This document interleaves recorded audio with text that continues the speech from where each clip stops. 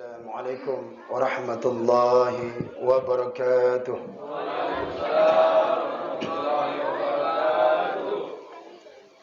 Alhamdulillah, alhamdulillahi rabbil alamin, wal aqibatu lil muttaqin, wala udwana illa 'alal zalimin. Ashhadu an la ilaha illallah wahdahu la syarika lah, wa ashhadu anna Muhammadan 'abduhu wa rasuluh. Allahumma salli wa sallim wa barik ala sayyidina Muhammad wa ala alihi wa sahbihi ajma'in. Amma ba'du. Faqala Allah Ta'ala fil Qur'anil Karim, ya ayyuhalladzina amanu taqullaha haqqa tuqatih wa la tamutunna illa wa antum muslimun. Wa qala Allah Ta'ala aidan, la in syakartum la azidannakum wa la in kafartum inna 'adzabi lasyadid. Sadaqallahul azim. Bapak sekalian, para tamu undangan yang dimuliakan oleh Allah Subhanahu wa taala, marilah kita sama-sama mengucapkan puji dan syukur kehadirat Allah Subhanahu wa taala, yang mana Allah senantiasa melimpahkan rahmat dan hidayahnya kepada kita semua. Semoga kita dijadikan oleh Allah Subhanahu wa taala menjadi hamba-hamba yang senantiasa bertakwa kepadanya. Salawat beriring salam kita curahkan kepada junjungan Nabi besar Muhammad sallallahu alaihi wasallam, dan kepada para sahabat, dan kepada para tabi'in, tabi'in, dan kepada para ulama, baik ulama mutaqaddimin, ulama mutaakhirin, dan ulama mu'tabar. Senantiasa Allah mencucurkan kasih sayang kepada mereka itu semua sampai akhir zaman nantinya. Amin. Amin ya rabbal alamin. Saya hormati daripada Ketua Takmir Mushola Nur Ilahi dan pengurus-pengurus Mushola Nur Ilahi, dan kemudian tokoh-tokoh masyarakat yang ada di sekitar sini. Kemudian yang saya hormati pula bapak-bapak yang telah hadir di tengah kita dalam acara yaitu Walimatul Aqiqah. Dan kemudian anak-anak, alhamdulillah generasi-generasi kita yang akan datang, mereka hadir di tengah kita, insya-Allah. Mudah-mudahan mereka kita doakan menjadi anak yang saleh dan solehin nantinya, insya-Allah. Amin, amin ya rabbal alamin. Terima kasih saya ucapkan kepada Bapak Ketua Pengurus Mushola Nur Ilahi yang mana telah memberikan saya, yaitu untuk dapat memberikan wejangan tausiah yang mana insya-Allah mudah-mudahan akan kita ambil ilmu-ilmu yang bermanfaat dan kemudian dapat kita amalkan dalam kehidupan kita sehari-hari, insya-Allah. Amin. Amin ya rabbal alamin. Bapak sekalian yang dimuliakan oleh Allah Subhanahu wa taala, pada malam ini kita diundang daripada sahibul hajat dalam acara yaitu Walimatul Aqiqah, yaitu akikah daripada yaitu salah seorang dari jamaah Mushola Nur Ilahi. Malam ini kita diundang sama-sama, yaitu mohon doa dan restunya kepada bapak sekalian. Semoga ananda yang barusan kita bacakan sama-sama marhabannya, semoga kelak menjadi anak yang senantiasa taat kepada Allah, taat kepada Rasul, dan taat kepada kedua orang tuanya, dan menjadi orang-orang yang bermanfaat nanti kelak, insya-Allah, yaitu untuk di dunia maupun untuk di akhirat nantinya. Jadi oleh karena itu, bapak sekalian yang dimuliakan oleh Allah Subhanahu wa taala, ada baiknya kita yaitu sedikit mendengarkan tausiah yang singkat yang berkaitan tentang daripada akikah itu sendiri. Akikah itu berasal dari akar katanya adalah aqqa. Aqqa ya'iqqu aqiqatan. Dengan secara yaitu bahasanya adalah daripada akikah itu sebagian ulama adalah menyembelihkan, ya, daripada menyembelihkan kurban. Maka bila seorang anak yang telah dilahirkan oleh daripada ibunya, maka bagi seorang yang mampu akan rezekinya, yaitu disunatkan baginya untuk mengakikahkan anaknya. Dan ini merupakan salah satu hak seorang anak. Apa saja hak daripada seorang anak? Hak seorang anak itu bagi orang tuanya, yang pertama, hak seorang anak itu ketika dia yaitu menjelang lahir, ketika dia lahir, pertama yaitu dia ditahnik. Dia ditahnik. Makna tahnik itu adalah mengunyah makanan-makanan yang halus, dikunyah, kemudian dioleskan di langit-langit daripada anak bayi. Ini hak orang tua, hak si anak bagi orang tuanya. Ketika anak itu lahir, maka yaitu ditahnik. Hanaka yahnikut tahnik. Hanak, tahnik. Dikunyah oleh orang-orang yang alim, kemudian dimamahkan, kemudian diletakkan di langit, diputar di langit-langitnya. Harapan anak ini yaitu baik kesehatannya dalam perut. Maka yang dikunyahkan itu, yang afdolnya itu adalah kurma. Karena kurma itu adalah daripada zat, vitamin, daripada glukosa, dan dapat mengangkat daripada penyakit. Jika tidak ada daripada kurma, maka yaitu madu. Jikalau tidak ada madu, apa saja yang manis-manis, kemudian dikunyahkan. Dan ini berdasarkan dalil daripada hadis Rasulullah SAW. Hadis riwayat Imam Muslim. Kemudian daripada Siti Aisyah radhiyallahu anna Nabi sallallahu alaihi wasallam kana yu'ti bisibyan an Nabi sallallahu alaihi wasallam. Adalah Nabi sallallahu alaihi wasallam didatangkan orang dengan membawa anak. Pada saat itu ada seorang ibu kemudian membawa anaknya. Sementara Rasulullah itu duduk di Masjid Kubah. Kemudian anak ini diberikan kepada Rasulullah, kemudian Rasulullah memangkunya, kemudian Rasulullah mendatangkan kurma, dikunyah oleh Rasulullah, dimasukkan daripada langit-langit daripada ini. Ini sunnat.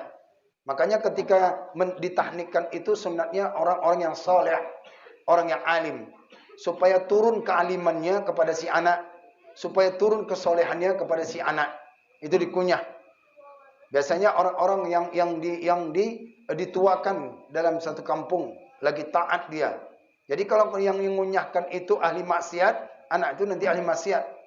Kalau anak itu dia dikunyahkan oleh orang yang mabuk, itu anak itu kerjaannya teler aja nanti. Nah, jadi oleh karena itu, tahnik itu merupakan salah satu sunnah Rasulullah sallallahu alaihi wasallam. Maka ini anjuran Nabi sallallahu alaihi wasallam. Begitu lahir langsung dikunyah, dimamahkan. Dengannya itu diputarkan, baca Al-Fatihah. Setelah baca Al-Fatihah, kemudian baca doanya. Apa baca doanya? Allahumma ja'al hadzal maulud mabrukan mustaghfiran falil khairat. Ya Allah, jadikan anak ini yaitu anak yang penuh berkah dan daripada yaitu kebaikan, wa birra walidayhi, dan taat kepada yaitu kedua orang tuanya. Allahumma allimhu Quran wa ta'wilul hikmah. Ya Allah, ajarkan dia Quran dan dia ajarkan dia itu ilmu hikmah. Ini merupakan doa yang disebutkan oleh para ulama untuk mengunyah daripada di mulut anak. Ini orang alim. Jadi kalau orang yang mengunyahkan enggak ada doa, enggak ada nilai. Jadi ada doa. Ya, bukan doanya itu Allah malaikat sumtu, bukan. Berarti orang bukunya apalnya doa cuma Allah malaikat sumtu wa bika amantu.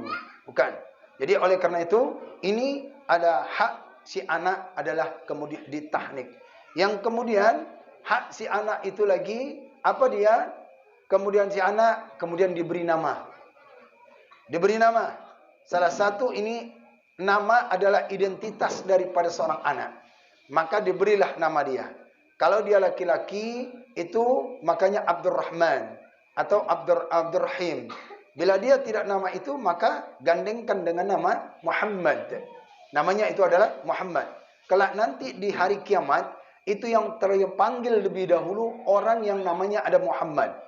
Jadi kenapa diberikan nama Muhammad? karena yaitu memuji Nabi Muhammad, karena karomah, karena daripada kemuliaan Nabi Muhammad. Jadi kalau bapak yang ada nama, yang tidak ada Nabi Muhammad, belakangan antri nanti dipanggil masuk surga. Jadi yang duluan daripada Muhammad. Ini karamat, karena keramah dari kemuliaan Nabi Muhammad, maka yaitu diberikan anak, yaitu nama yang baik-baik. Maka jangan dikatakan, Pak Ustaz, saya tidak memberikan nama anak saya dalam Al-Quran. Silahkan, bagus, nama Al-Quran. Tapi jangan salah pilih. Nanti begitu anak dipilih nama Al-Quran, diberikan pula namanya anak. Apa? Jahannam. Tapi kan nama Al-Quran, betul nama Al-Quran. Akan tetapi itu lempangan neraka. Jadi jangan pula nanti disebut nama Al-Quran Jahannam atau syaitan. Syaitan ada disebut. Ya, lebih banyak disebutkan syaitan daripada iblis. Jadi oleh karena itu nama ini adalah baik. Nama itu baik. Kemudian ketika diberikan nama, langsung setelah itu dibacakan Al-Fatihah. Allah sebutkan, Allah berikan nama kepada engkau wahai Ananda, yaitu Muhammad Fulan bin Fulan. Al-Fatihah. Begitu caranya. Kemudian hak daripada yaitu anak ini ketika dia lahir, yaitu apa dia? Diazankan. Diazankan. Dia diazankan ketika dia lahir, baiknya itu orang tuanya, ayahnya langsung. Ya, diazankan. Diazankan itu kenapa diazankan? Karena supaya yang didengarkannya adalah kalimat tauhid. Kalimat tauhid yang didengarkan di telinganya. Tak sempat dia lagi mendengarkan lagu-lagu barat, enggak sempat dia. Dia hanya kalimat daripada azan. Azan kemudian yaitu di kanan, kemudian iqamah, kemudian dia di kiri iqamah. Azan dan iqamat. Ya, tapi jangan pula bapak azankan anak itu pakai mic, terkejut anak tu. Allahu akbar, Allahu akbar. Cukup di telinga dengan yaitu perlahan saja. Azankan. Azankan di telinga kanan, azankan iqamatkan di telinga kiri. Kemudian baca inna anzalnahu fi lailatul qadr 7 kali di telinga kanan, kemudian baca yaitu selawat Nabi 7 kali di dahinya, kemudian qul huwallahu ahad 7 kali. Itu anak bila besar disuruh dia berbuat maksiat, menolak batinnya. Disuruh dia untuk berbuat zina, maka menolak batinnya. Itu disebutkan oleh para ulama, yaitu Syekh Abdurrahman Al-Kalantani dalam kitabnya Jauhar Mauhub. Jadi masih ada kesempatan Pak. Kalau masih ada lagi, silakan. Yaitu buat, yaitu dengan generasi yang akan datang. Jadi yang belum ada, masih ada kesempatan. Malam ini dah dapat ilmunya. Yang istrinya hamil, catat ini. Bacakan doa nanti waktu ketika lahir. Diazankan, kemudian dikomatkan. Kalau perempuan macam mana? Sama. Perempuan juga azan dan ikomat. Yang tahu kita biasanya kan dikomatkan. Tidak, sama. Azan dan ikomatkan juga. Sunat hukumnya. Kemudian, setelah itu, hak si anak itu, yaitu apa dia? Kemudian dia yaitu dicukur rambutnya. Cukur rambutnya. Cukur rambutnya itu apa? Dicukur rambutnya. Sunatnya di depan, kemudian di kanan, kemudian di kiri. Doa sebelum dicukur, maka doa dibacakan di ubun-ubunnya. Di Quran surah Ali Imran ayat 36. Allahumma inni u'idzubika wa zurriyataha minasyaitonir rajim. Tiup di ubun-ubunnya. Karena jin di situ, di ubun-ubun. Syaitan di situ di ubun-ubunnya. Kemudian dicukur rambutnya, setelah dicukur bacakan doa. Apa doanya? Allahumma ja'al nurus samawati wal ard kama ardad abada. Ya Allah, jadikan rambutnya ini cahaya nanti di hari kiamat. Jadikan rambutnya ini menjadi cahaya ketika cukur. Jadi bukan hanya cukur-cukur aja atau rambut. Nah, setelah itu ketika dicukur rambutnya habis semua, kemudian ditimbang. Setelah ditimbang, kemudian disunat diinfakkan. Berapa timbangannya? Kalau timbangannya ini, kemudian berapa gram? Nah, berapa gram dia, kemudian disodakahkan kepada fakir miskin. Beruntung kalau orang yang rambutnya sedikit macam tadi ini. Tapi kalau ada anak yang lahirnya rambutnya macam geribo, itu kan udah berat gramnya. Waduh, ini berat ini. Begitu lahir, keriting-keriting, begitu ditimbang, 10 gram. Nah, itu disodakahkan tuh Pak. Jadi kalau ada anak yang langsung rambutnya tebal gitu, begitu dicukur habis, itu ditimbang, sedekahkan kepada fakir miskinnya. Baik, Kemudian setelah itu apa dia? Yaitu diakikahkan. Ini hak si anak ini. Akikah. Akikah itu apa? Yaitu sunat hukumnya bagi yang mampu. Jangan wajib. Jangan dipikir nanti bapak kalau tidak udah lahir anak bingung. Cari utang sana, cari utang. Tidak. Itu sunat muakkadah bagi orang yang mampu. Adapun yang tidak mampu, ya nggak apa-apa. Syukuran saja. Allah telah berikan kurnia. Allah telah berikan anugerah, anak titipan yang diberikan oleh Allah Subhanahu wa taala. Jadi bukan hanya harus mesti yaitu akikah. Bagi laki-laki itu adalah yaitu 2 ekor kambing. Afdolnya.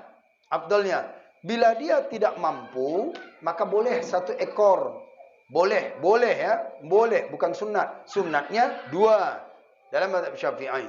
Kalau dia mampunya 1, silakan, mubah, boleh. Siapa yang mengatakan? Syekh Ibnu Hajar Al-Haytami dalam kitab Minhajul Qawim. Boleh, jangan memaksakan diri. Kalau 1 saja. Bila dia tidak mau berikannya lagi, maka jatuhnya cuma sedekah saja. Dan perempuan itu 1 ekor kambing. Perempuan itu 1 ekor kambing. Maka disembelihlah dia dengan mengucapkan doa. Allahumma ja'al aqiqatan fulan bin fulan, disembelih. Ya, disembelih. Ya Allah, jadikanlah akikah. Ya Allah, terimalah akikah fulan bin fulan ini. Ini bagi anak, baik laki-laki maupun dia itu perempuan. Malamnya buat syukuran doa, bagi-bagi, yaitu sedekahnya kepada tetangga kiri kanan. Tapi ingat, ini yang jarang diketahui. Akikah itu kebanyakan diberikan hanya yaitu tetangga kiri kanan. Tapi lupa fakir miskin.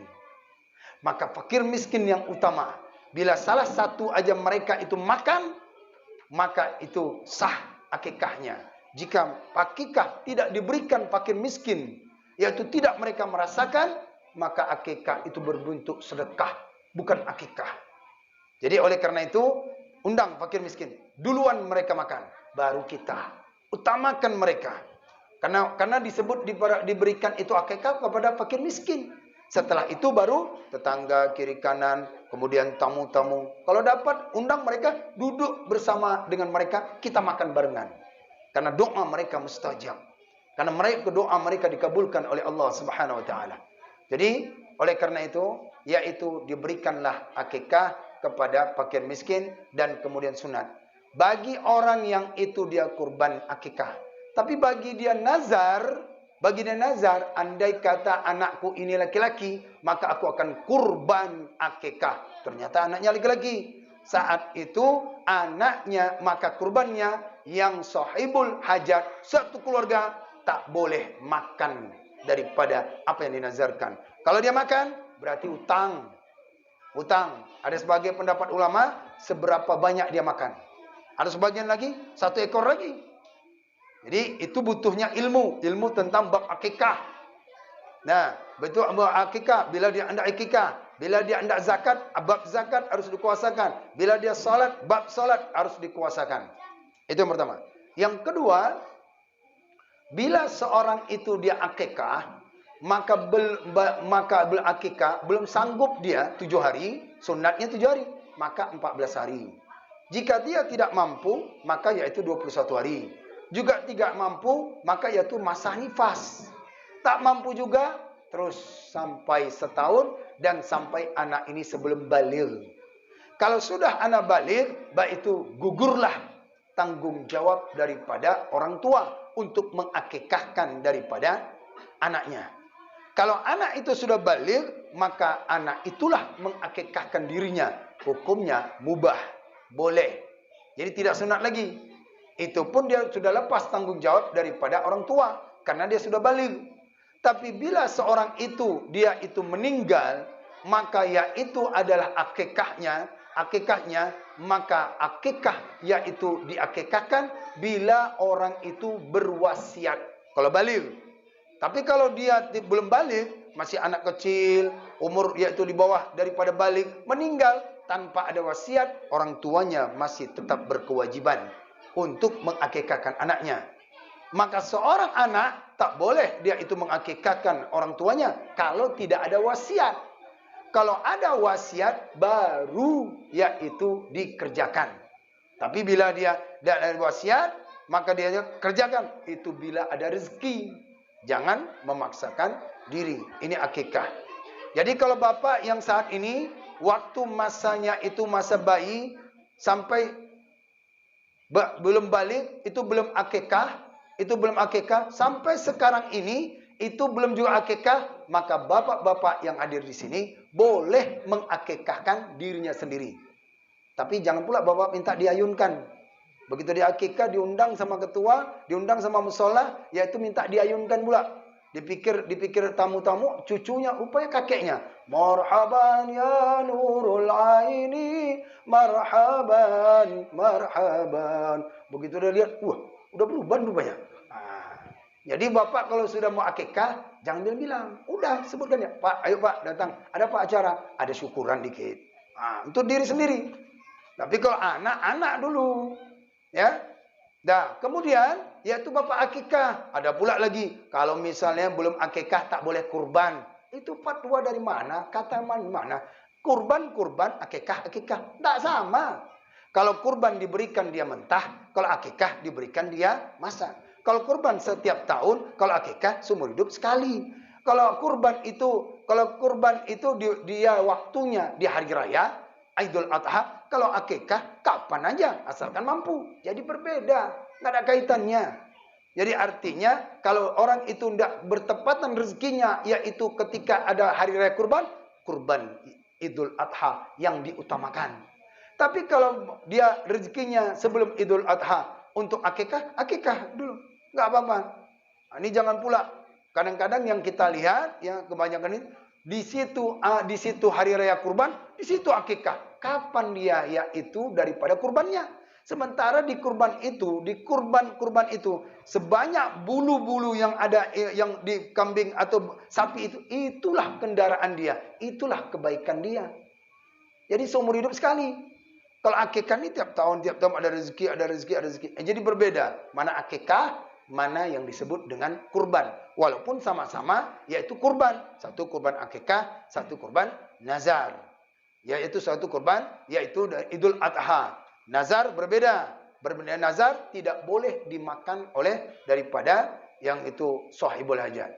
Kemudian yaitu hak si anak ini lagi, yaitu daripada apa dia hak anaknya, yaitu kemudian dia dikhitan. Khitan. Setelah anak itu, yang hak daripada anak itu dikhitankan. Khitan ini adalah memotong kuluf. Khitan ini adalah memotong kuluf. Asal mula daripada khitan ini adalah boleh saja. Tetapi dia menjadi hukum wajib. Hukum wajib dikarenakan khitan ini yaitu daripada untuk mengesahkan solat. Jika seorang solat tapi belum khitan, masih ada najis-najisnya itu. Masih di kulupnya itu masih ada najis.